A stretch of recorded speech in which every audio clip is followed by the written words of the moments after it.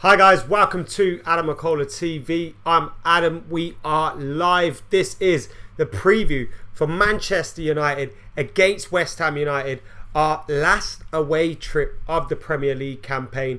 We've got 3 games left of the season. West Ham United away, Watford at home, and then of course the FA Cup final against Chelsea the following week. So 3 big games for Manchester. I say big games. We only need 1 point to confirm second spot in the league. So neither of these league games are must win.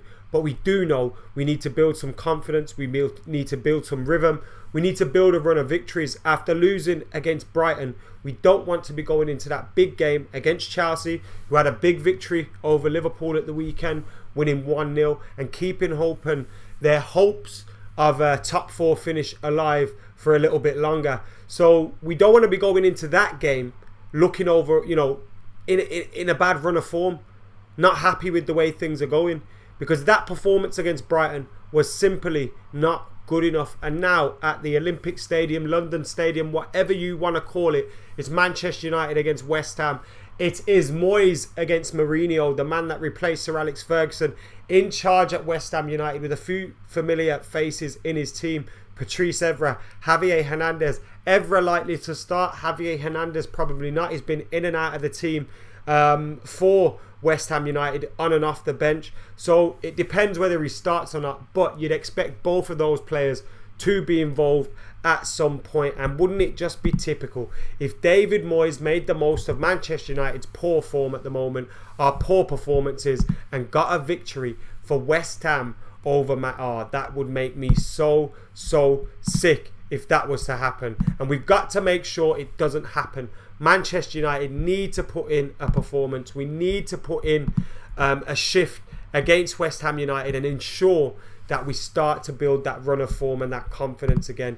And we need a performance, more so than the result, even if it's 1-0, whatever. If we have a performance there, I think we'll be all happier as Manchester United fans. I'm going to hit up the comments very soon as well. If you're watching live, then thank you very much for tuning in. If you're watching this back later, then thank you very much as always anyway. And make sure you subscribe into Adam McKola TV as well. We're around 200 subscribers away from 50k. We're trying to hit that 50k by the end of the season. So of course up until the FA Cup final now.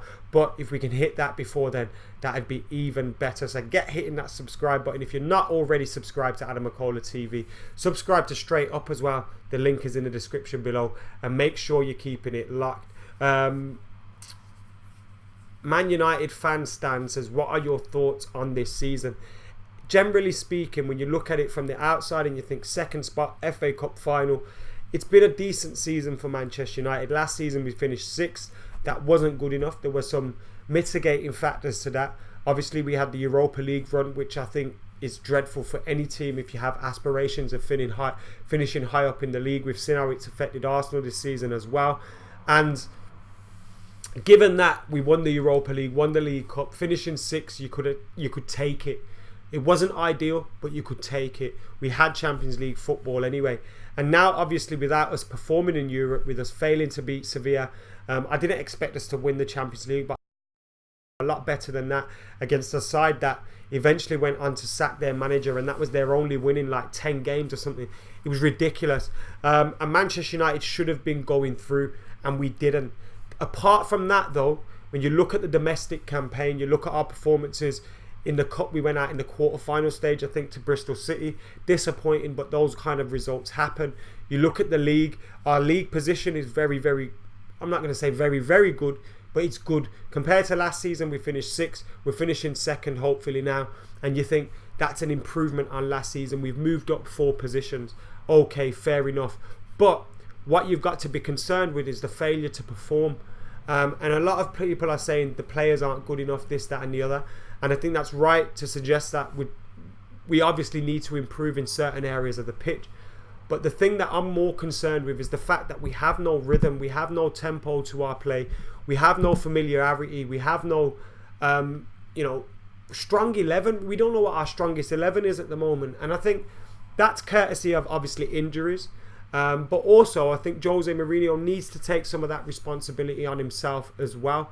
And I think there's a few things that I'm concerned with, but overall the progression has been good. You think next season, if we have a good enough summer, we strengthen that defence, we strengthen that midfield area, and if we can lift that FA Cup as well, because ending the season with a trophy is always nice, and it gives the feeling of a successful season to any campaign. But of course, with or without that, the progression that we have made, you'd think if we improve in the summer and we get those players that we drastically need, then I think we'll be in a position to challenge next season, and that's ultimately where we want to be in the progression of Jose Mourinho's season.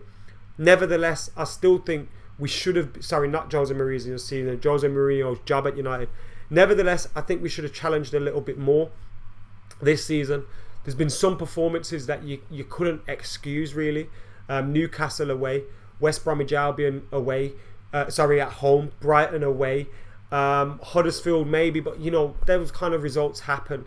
I think you look at some of those performances and you think they have to be better than that.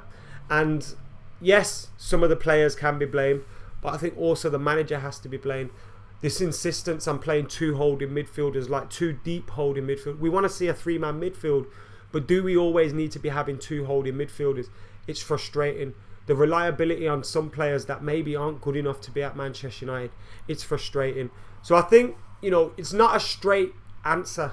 And people that are starting to say to me, "Oh, Adam, you sound like you're Mourinho out now." I'm not Mourinho out. I never subscribe to one way of thinking, like, "Oh, I'm Mourinho in or Mourinho out," because football's not as clear cut as that.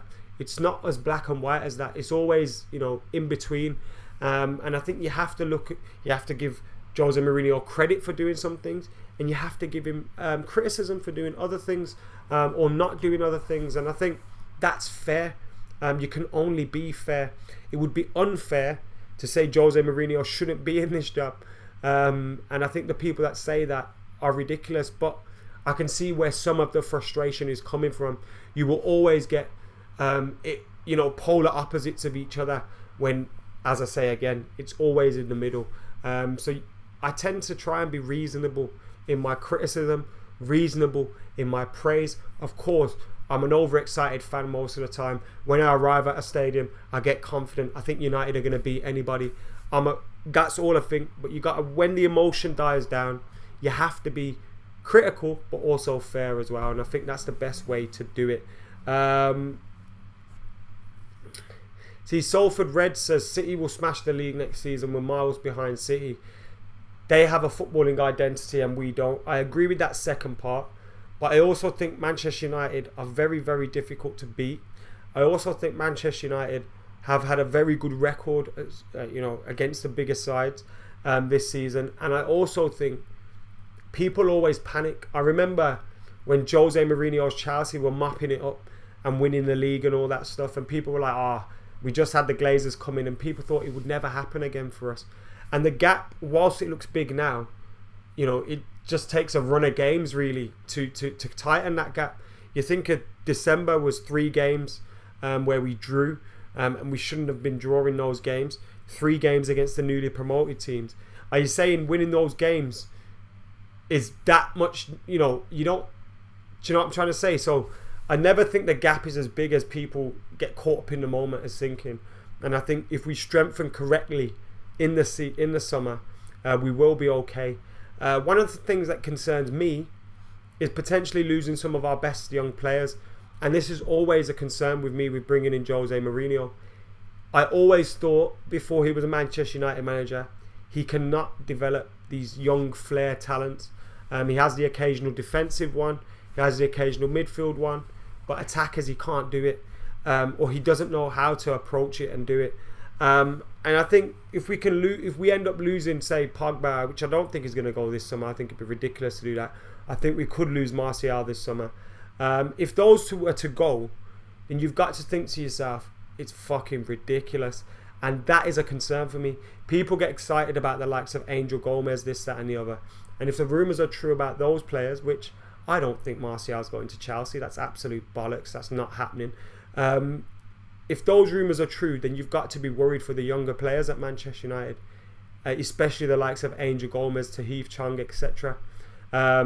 Those that think that Jose will be able to deal with them if he can't deal with the likes of Martial and Pogba, are completely wrong. So that's the only little bit that, you know, you have to take things and weigh them up. And we had our fears before Jose arrived, and some of them haven't gone away, to be fair.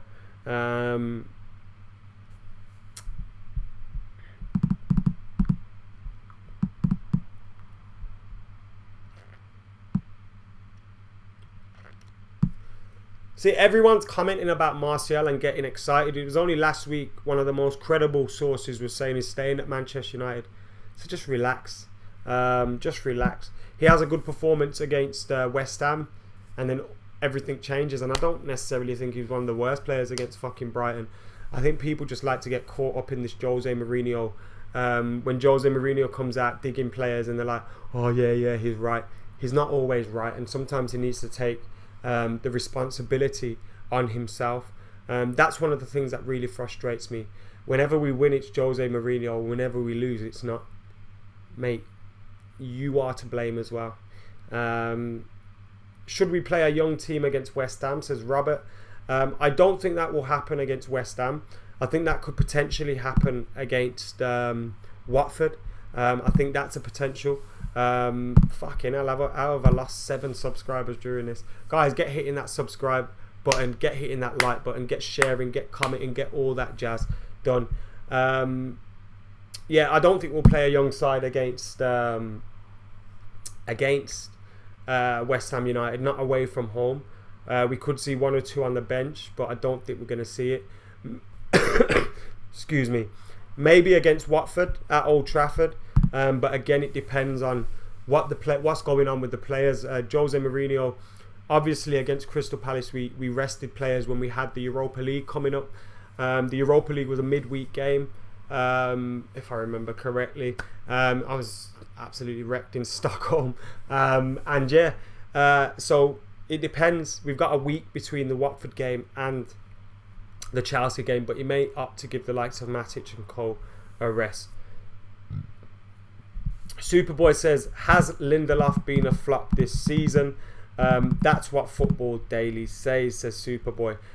Do I think that Lindelof has been a flop this season? I don't think he's lived up to his price tag yet. I think he's showed potential that he could live up to his price tag, and I think there's much more to come from him. But I think there have been positive signs from Victor Lindelof in recent weeks and recent months, and I think some of the performances that he's shown, particularly in Europe, has shown that there is potential there for a quality centre half. Now we need to get a partner alongside him. I think it's unfair. It's difficult for a new man to come in, and he had a difficult start to his life as well, when our defence is so inconsistent and our defence isn't great in itself. So I'd like to see Victor Lindelof with a little bit of strength and a little bit of consistency in selection alongside him, in terms of players, because he looks like a good footballer with the ball at his feet, and his passing ability coming out from defence is very good, and his reading of the game's good. So I'm looking forward to seeing more from him, but you know, you can't say he's been worth everything that we paid for him, not just yet. I think it'd be unfair to say that he's been a flop though, as well. Ashraya says Lindelof has to start consistently, rather. Is Housen beefing with DT? I couldn't give a fuck, to be honest. Can we keep that out of my comments? Lindelof needs to hit the gym. What do you think, Adam? Says Anthony. Well, I'm not in much of a position to really tell anybody to be hitting the gym. Do you think we're lacking a leader? I think that's obvious, Robert. And I think anybody that looks at the team, sorry to be so blunt there, but I think anybody that looks at this team can see that we're missing a proper leader. But are the days of leaders gone, really? You know, those archetypal, typical leaders? Maybe so. We should get Shaqiri, says Jacob. He's a good player, but probably not. Adi Bajwa says Martial and Will.i.am swap deal on so many. It's not good. You think we'll give Martial for Will.i.am? If the club did that, they're fucking idiots. They are absolutely fucking idiots. Let's be real. We will not do that. If they do, Jose needs shooting in the centre circle of Old Trafford. What about style of football? And don't you think next season is beginning of the end of Jose Mourinho? How can you say next season is the beginning of the end of Jose Mourinho when you haven't seen what happened? Have you got a crystal ball or something like that?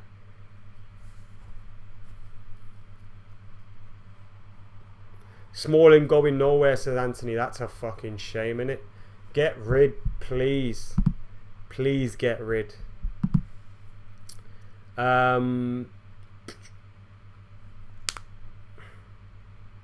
Anthony says, what's wrong with the press? One day someone's staying, one day he's going. It's because people read into everything and get hysterical, and people get hits. This is what people don't understand, yeah. Like, I hate when people share people like, you know, just morons online that have stupid opinions or stupid fucking like trolls. I've seen a lot of trolls getting shared around this Fergie thing, and then like bullshit transfer rumours. And like, you think people always say, oh, why is this always about? But then use a lot of clicking it, use a lot of sharing it. Maybe if you ignore it, it doesn't happen. Because what they do is they get all these hits, and whether it's people saying, oh, this is bad, or people saying this is good, if they've got 100,000 people telling them, oh, this shit's bad, this shit's good, this shit's bad, and then you got 5,000 people saying this is good, they tell people, advertisers, we had 105,000 people engaging with our content, and that's how they shot it. So stop engaging with content like that. Salford Red says, I wouldn't put it past Jose to get rid of Martial for Willian. I wouldn't put it past him either. But Martial wouldn't be going to Chelsea. And if Jose done that, he's still a fucking idiot. Let's be honest. And the Manchester United fans that are actually like, I've seen some tweets from Manchester United fans saying, oh yeah, Willian would be great. Like, shut the fuck. You really think swapping Martial, one of the best talents in world football, for a 30-year-old guy that is decent, it makes sense? And then what? We win the league next season. Jose fucks off in 2 years, and we've got an aging whack team. No, thank you. No, thank you. Ed Woodward, Man United need to stop that from happening. Simple as that.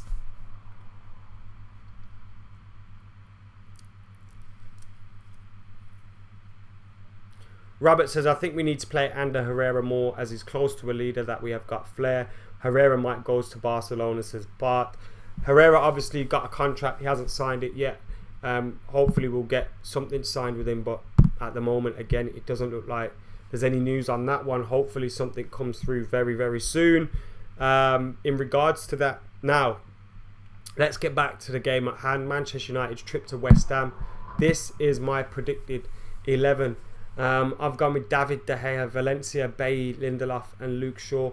I say predicted. Luke Shaw ain't going to start easy. It's going to be Ashley Young as fucking always, and Chris Smalling as well. But that's what I would like to see. Hopefully we get to see that. I thought Matteo Darmian was awful the other day.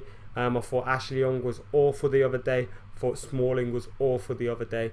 Play that back four, please. In the midfield, I've gone with Herrera, McTominay and Pogba. Fellaini, awful, anonymous, get him out of the team. Matic probably needs a rest. He didn't have the best of games. Get him a rest. Maybe that rest will come against Watford and he'll play against West Ham United, which wouldn't surprise me. If that was the case, take McTominay out, push Herrera forward, play Matic deeper. Please no two holding midfielders. Why the fuck do we need to play two holding midfielders against Brighton? Why the fuck do we need to play two holding midfielders at home against Sevilla? Why the fuck do we always have to play two holding midfielders? And why does Marouane Fellaini be one of those holding midfielders? If we're going to play Marouane Fellaini, play him as a target. Play him as someone that we can hit the ball at as a last 10 minutes, 15 minutes maybe. But please don't play Marouane Fellaini in midfield and expect him to be able to pass the ball around and be able to set players free going forward, and expect those players going forward to have a platform to build from and someone to provide to them. Because it's been quite obvious he's unable and incapable of doing that. So please don't play him there.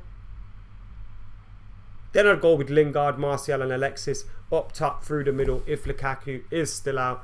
I think Marcus Rashford's game, I would like to see him given a start. Keep him in the team and put Rashford through the middle. But Jose ain't going to do that. He's going to drop him And I think he's going to drop one of Rashford or Martial, and he's going to drop Rashford because Rashford was probably the worst of the two against Brighton. That's how Jose rolls. But that's kind of my predicted / wanted 11 for that game. Rashford does not need a loan deal. He's good enough if you play him. Players make mistakes, play them through them. It's that fucking simple. We play Alexis through his mistakes. We play Smalling through his mistakes. We play Ashley Young through his mistakes. But we don't play young lads through their mistakes. That's a fucking strange one, innit? You play these big old 30-year-olds through their mistakes, but you can't play these youngsters through their mistakes. People say, like, oh, Sane and Sterling are amazing. Salah's got 40 goals. If you put Salah, Sane and Sterling in this team, they wouldn't have 40 goals between them. And we have to change that. We have to change that. Play to the strengths of our attacking players. Let's not cover up the inabilities of some of these defensive players that we're relying on and get them out of the team. That's what needs to happen in the summer. We need to stop covering up for these whack defenders and these shit midfielders and get them replaced.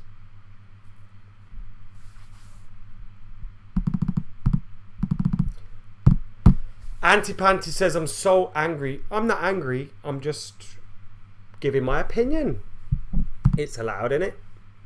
140 people watching. Get hitting that subscribe button. Maybe 6 of you can subscribe and I can gain back the subscribers that I lost. But yeah, thank you all for tuning in. That is my predicted / wanted team. We're playing West Ham. Lalu, thank you for watching. Anthony, thank you for watching. He wants to see Lingard, Rashford, Martial. Guys, get your comments for your predicted scorelines in as well. I am going for West Ham United 1, Manchester United 1. United grab the lead. Second half, West Ham come into the game. Javier Hernandez comes on and fucking scores. I would hate to see him score against Manchester United, but it's probably gonna happen. Shall we get Wenger, says Jacob? No, thank you. Oyasar, thank you for watching. Deepak, thank you for watching. Tom says my notifications aren't working. I don't know how to resolve that. It's a YouTube issue, isn't it? But I know YouTube have been useless for a while. Fucking, you might want to help out your content creators. Robert, thank you for watching. McLaren thinks it's going to be a dead game. I've got a bad feeling about that one as well. We beat them last year 2-0 with some goals from Mata and Ibrahimovic in the second half. That was a good result. Hopefully we can get a similar result here. Superboy does think it's going to be 2-0 to Manchester United. Jacob agrees with me, thinks it's going to be 1-1. Daniel thinks it's going to be 3-0 as well. Anand, thank you for watching. Guys, make sure you're hitting that subscribe button, liking, commenting and sharing. What are your thoughts ahead of Manchester United's trip to West Ham, to the Olympic Stadium, to the Council House, whatever you want to call it?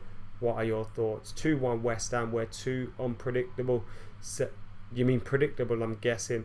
United 1, West Ham 0. Martial with the goal. Remember Martial scoring a couple of goals in the final game at Upton Park. He had a great game that day. Lalu's predictions 2-1 United. Deepak thinks it's going to be 3-0. I'm not sure who to. And McLaren just wants us to win so we can play the kids in the last game. That would be useful. And it'd be good to see a few of the younger lads against Watford in the final game of the season. It always spices things up. And especially when we got a last game against Chelsea at Wembley. Be good to give some players a rest as well.